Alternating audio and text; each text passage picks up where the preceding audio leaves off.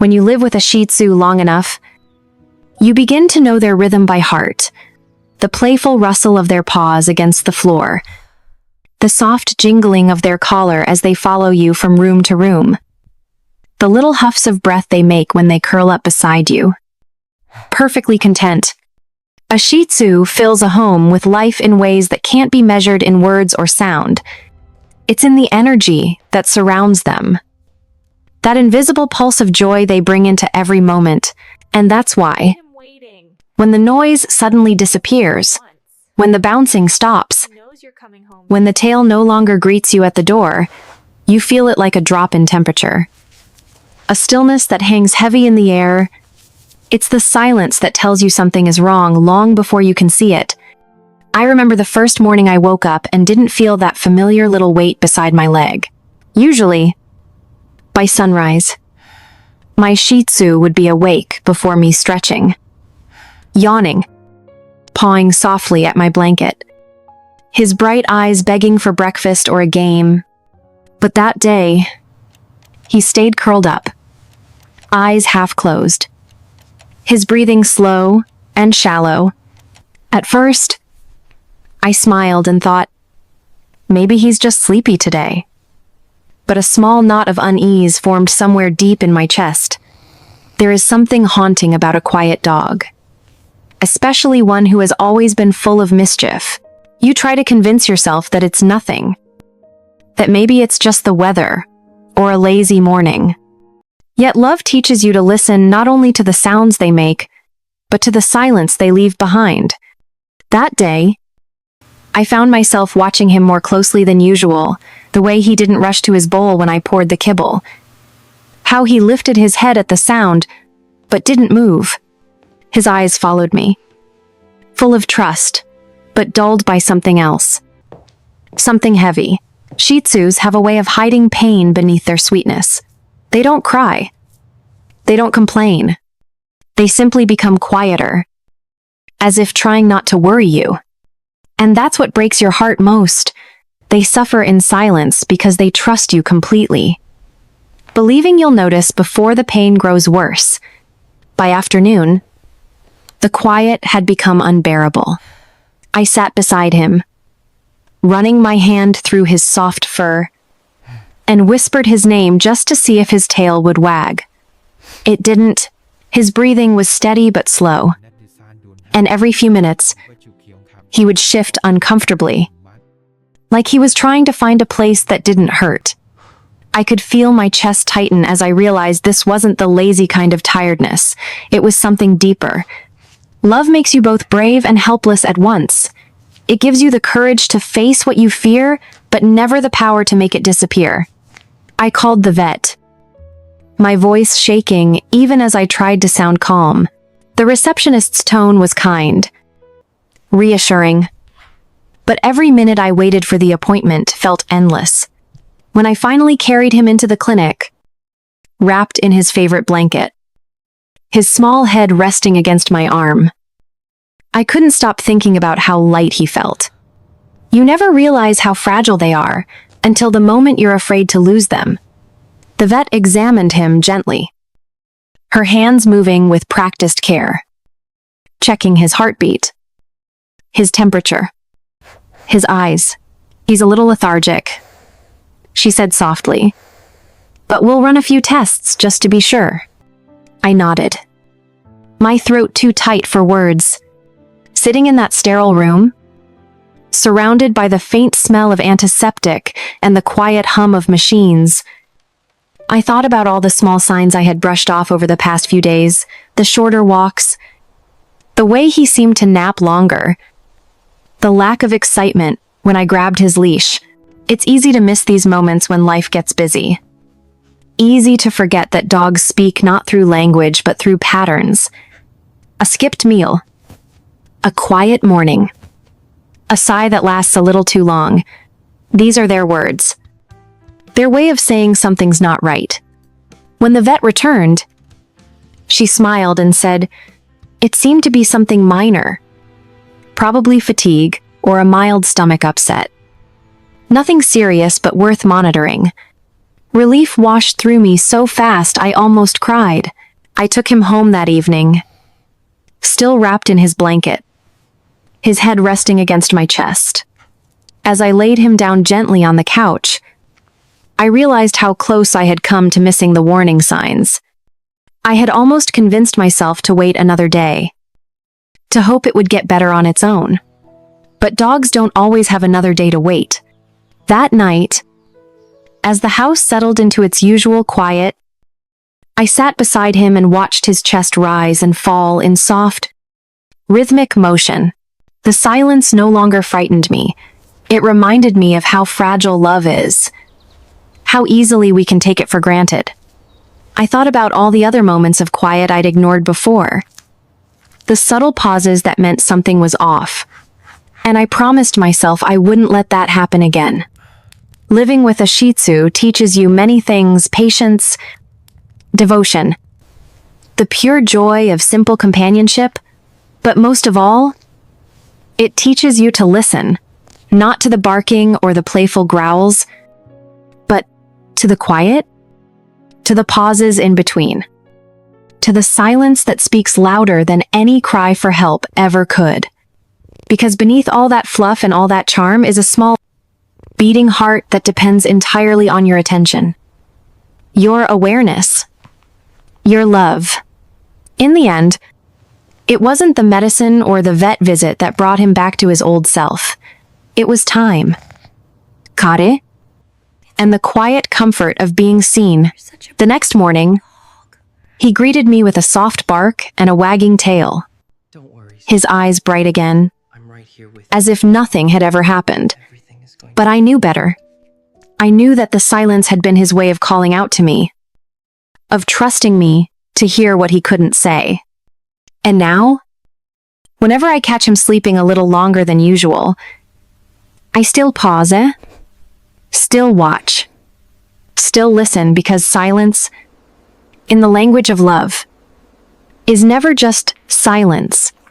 It's a whisper that says, I need you to notice. There's something heartbreakingly honest about a Shih Tzu at mealtime. The way they dance around your feet, tails wagging so fast, they blur, eyes sparkling with pure devotion, not just for the food, but for the moment itself, the shared ritual of love between dog and human. You pour the kibble into the bowl, and they're already there before it hits the bottom, pawing the edge, whining softly as if to say, you took too long. That kind of excitement becomes so familiar that you stop thinking about it. It's just part of the rhythm of your days. So when one morning you pour their food, and the bowl stays full, untouched, it doesn't seem real at first. You wait, expecting them to come trotting over, expecting the little crunching sound that always follows. But the silence stretches. The food just sits there, untouched and accusing. And your heart starts to whisper the one word you don't want to think: something's wrong. That was how it began for me. Just one skipped meal. My Shih Tzu, usually the first to bark at the sound of a can opening, barely lifted his head. I tried again a few hours later. Then again, in the evening, each time coaxing, calling his name in that silly voice I used when I wanted him to smile. Nothing.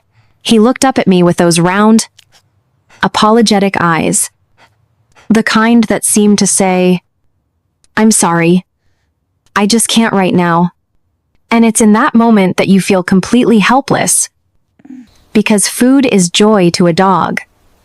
And when they lose that joy, it feels like watching a light go out.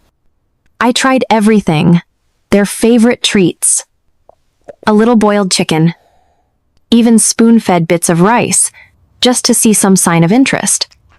But the truth was right there in his eyes. Something deeper was wrong. That night, I sat beside him, running my fingers through his fur, while his bowl stayed full on the kitchen floor.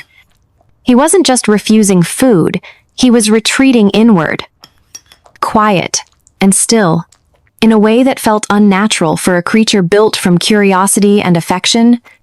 Shih Tzus are masters of hiding discomfort. They'll wag their tails even when they ache. Lick your hand even when they're nauseous. They try to protect you from their pain. As if by pretending to be fine, they can keep your heart safe. And that's what makes it so hard. You have to learn to look beyond their bravery, to listen with your intuition, not just your eyes. The next morning, I noticed more signs: the small lick of his lips, the uneasy shuffle before lying down, the faint sound of his stomach gurgling. He turned away from his water bowl too. And that was when the worry became something heavier. I called the vet again, explaining every detail, my words tumbling out like confessions. The vet's voice was calm, reassuring. Try offering bland food, boiled chicken, rice. Keep him hydrated. If it lasts more than a day, bring him in. I hung up and sat there for a moment, looking at him, my tiny, fragile companion who had always seemed so invincible in his joy. And I felt this deep, quiet fear, because when something so small and innocent begins to fade, even a little, you realize how much of your own happiness depends on their heartbeat. So I did as the vet said. I cooked rice, shredded chicken, placed it in a small bowl, and sat on the floor beside him. I didn't push or plead this time. I just waited. After a few minutes, he sniffed, hesitated, then took a single bite. I don't think I've ever felt such relief over such a small thing. It wasn't much, but it was something, a promise that he was still fighting, still there beneath the weakness. I whispered his name softly, and his tail twitched once, as if to say, I'm trying. It took 2 days for him to start eating normally again. 2 long days of coaxing and watching, of worry and hope tangled together. But those days changed something in me. I realized how easily we overlook the importance of their appetite. How food isn't just sustenance, it's communication. When they stop eating, they're telling us in the only language they have that something is wrong inside. It could be their stomach, their teeth, an infection, or even sadness. And our job, the hardest, most sacred part of loving them, is to notice before it's too late. Now, whenever I fill his bowl, I don't just see it as a routine. I see it as a conversation. I listen to the sound of the first crunch, the way his eyes brighten, the way his little paws shift with excitement. Every meal he finishes feels like a small blessing, a reminder that health is fragile and love is patient. Because losing interest in food, for a Shih Tzu, is never just about hunger. It's about how they feel in their body, in their tiny world that revolves around you. And I think about those days often, about that untouched bowl, and the silence that came with it. It taught me something simple but profound, that care is not just about reacting when things go wrong, it's about watching, listening, and understanding the smallest details before they become cries for help. My Shih Tzu taught me that love, real love, means noticing the empty bowl before it turns into something more. It means never assuming that just a skipped meal is nothing, because for them, every change, every pause, every sigh is their way of trusting you to listen, even when they can't say the words themselves.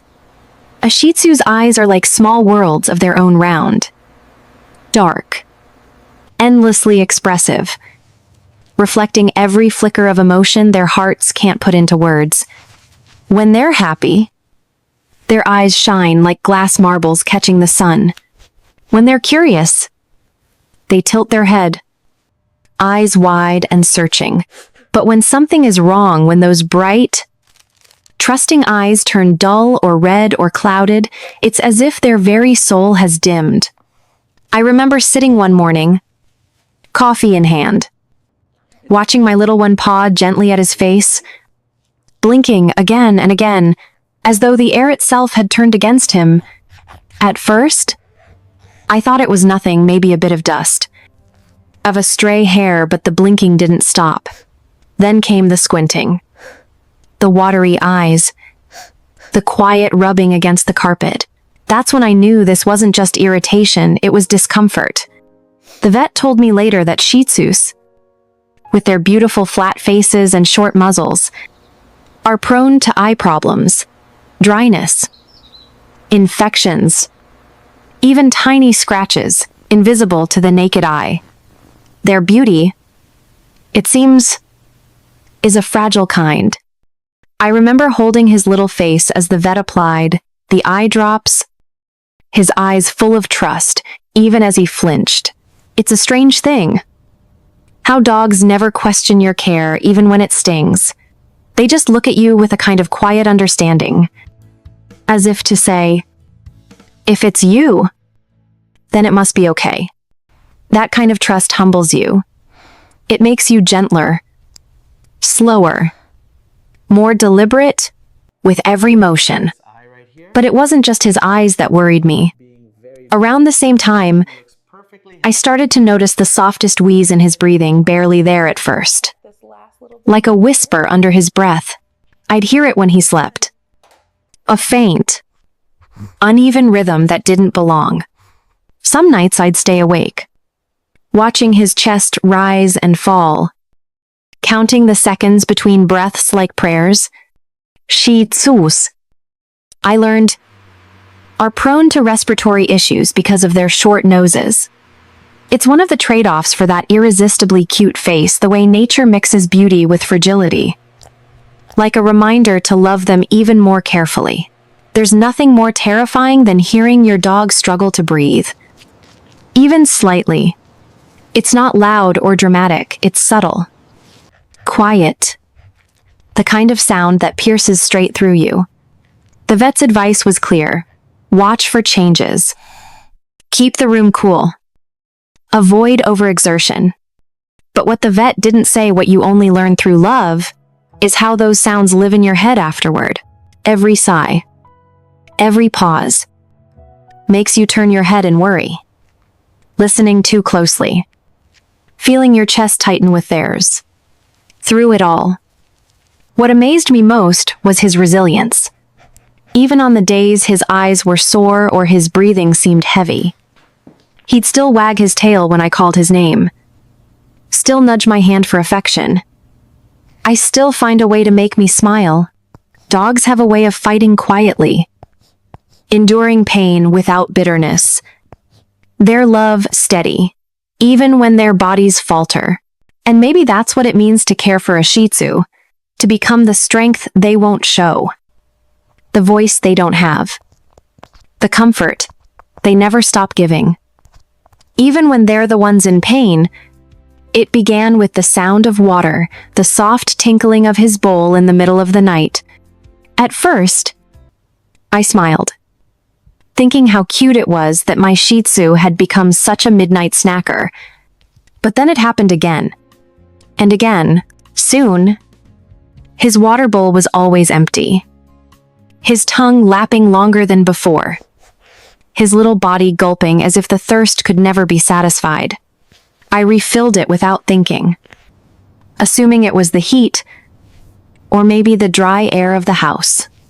But love, when it deepens, also sharpens your senses. You start to notice patterns, small changes that cling to your thoughts. And one morning, as I poured yet another bowl of fresh water, I felt a pang of worry I couldn't explain. Something about his thirst didn't feel right. When I mentioned it to the vet, her tone shifted from casual to cautious. Keep an eye on it, she said. It could be diabetes. Or something with the kidneys. The words settled heavily between us. Like dust, you can't sweep away. It's strange how the simplest things, drinking, sleeping, walking, can suddenly turn into warnings when you love a creature so deeply. I started watching everything, how often he drank, how often he peed, how tired he seemed afterward. And every time he looked up at me with those wide, trusting eyes, I found myself wishing I could just ask, "Do you feel okay?" But dogs don't answer, they only show. So you learn to read the language of small things, the tilt of their head, the rhythm of their breathing, the way they hesitate before a step. Around the same time, I noticed his fur. My once fluffy little cloud seemed to be losing its glow. The soft shimmer that used to catch the sunlight now looked dull, patchy in places, his skin beneath dry and flaky. I brushed him carefully, thinking it was just shedding. But when I ran my hand along his back, tiny flakes clung to my fingers like snow. That's when I realized that health isn't just what's inside, it shows in the details. The skin, the coat, the eyes, they tell stories of what's happening beneath. Sometimes it's diet, sometimes allergies, sometimes stress, but in every case, the body speaks before the heart can cry out. And then came the steps, the small, hesitant ones that made my chest ache. My Shih Tzu had always walked like he owned the ground beneath him, tail high, head proud. But lately, his confidence had faded. He'd stand before the couch, pausing as if measuring the height, unsure if his legs could make it. Once or twice, he slipped when running across the tiles, his paws scrambling, his eyes flashing with confusion more than pain. It's in those moments you realize that their fragility is not weakness. It's the quiet reminder that they've given you all their trust. Every jump, every stretch, every sleepy sigh, they do it, believing you'll keep them safe. So I became more careful, more attentive, learning to slow my world to match his. I lifted him gently instead of letting him climb, carried him when the stairs seemed too steep, brushed his fur with patience even when he squirmed. And in doing so, I discovered that caring for him wasn't just about fixing what was wrong, it was about protecting what was still right. Because every soft step he took, every wag that still found its way through the tiredness, felt like a thank you. And maybe, in that unspoken language of love, that's exactly what it was. A reminder that even as their bodies change, their hearts never stop walking beside yours. There comes a moment in every dog owner's life when you realize that love, real love, isn't just about joy. It's about noticing the quiet things, the sigh that lasts too long, the water bowl that empties too quickly, the way their tail doesn't wag quite as high as it used to. It's about seeing what they can't say. Shih Tzus, with their round eyes and eternal sweetness, have a way of hiding pain behind devotion. They don't want to worry you. Even when they're hurting, they'll follow you from room to room, sit by your side, rest their chin on your knee as if to remind you that they're still there. And that's what makes it both beautiful and heartbreaking. You love them so much that you start to wish they could speak, even though you know the silence is what makes their love pure. I remember sitting beside mine one evening after a long, uneasy week of vet visits and small recoveries. The house was quiet, the light soft, the kind of evening that feels half like peace and half like a memory waiting to be made. He lay beside me on the couch, breathing softly, the rhythm steady but slower than before. I ran my fingers through his fur and thought about everything we'd been through: the skipped meals, the eye drops, the sleepless nights watching him breathe. He looked up at me for a moment, and in that look, there was something that went beyond words, beyond time.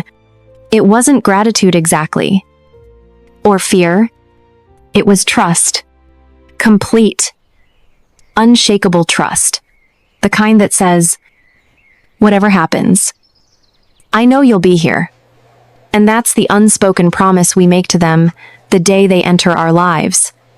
We promise to be their voice when they can't speak, their strength when they grow weak, their comfort when the world feels heavy. We promise to notice the things no one else will, the small tremors in their paws, the dullness in their coat, the subtle sadness in their eyes.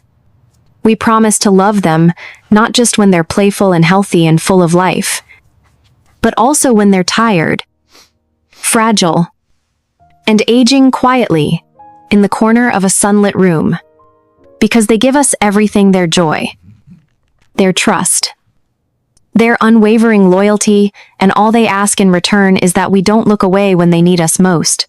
Being the guardian of a Shih Tzu means learning that love is not loud. It doesn't shout or demand. It hums softly beneath the surface.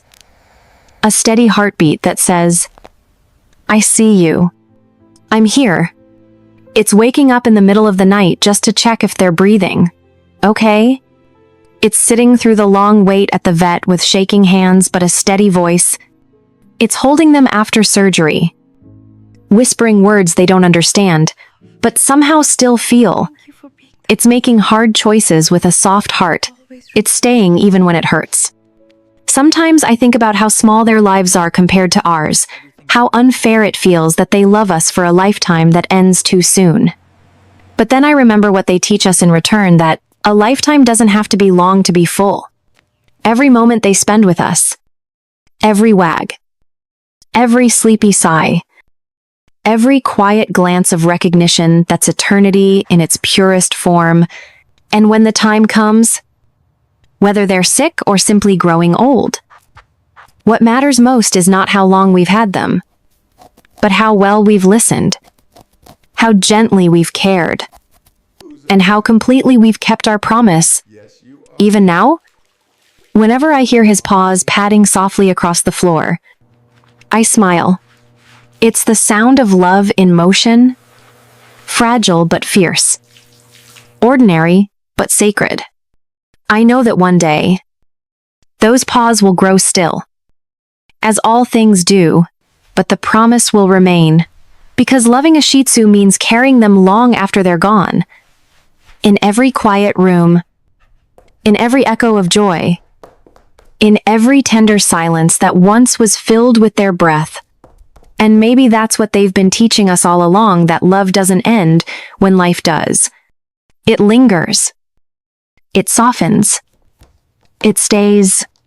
And if you listen closely, even in the stillness, you can still hear it whisper, "I was here. I loved you. And you kept your promise."